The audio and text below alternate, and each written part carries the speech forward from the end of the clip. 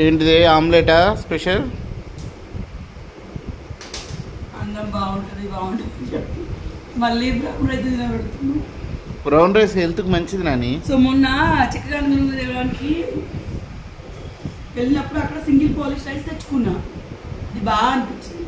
ఈ rice 5 years back ఇంటి గృహప్రవేశం అయిన ఏడాదే శేఖర్ ఫ్రెండ్ దగ్గర నుంచి తీసుకున్నాడు.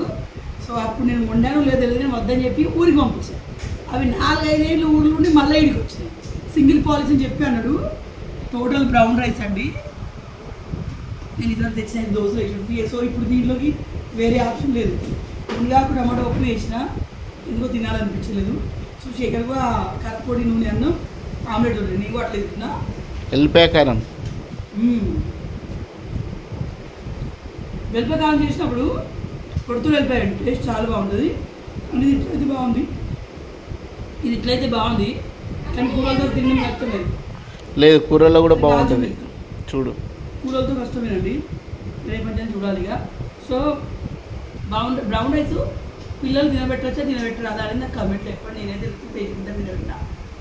ఏమైనా వస్తుంటే టెన్షన్ అవుతుంది. సో రేపు పొద్దున్న చూద్దాం. సో ఇది ఈరోజు మీ డిన్నర్లో ఏం తిన్నారన్నా కమెంట్లో చెప్పండి. బాయ్.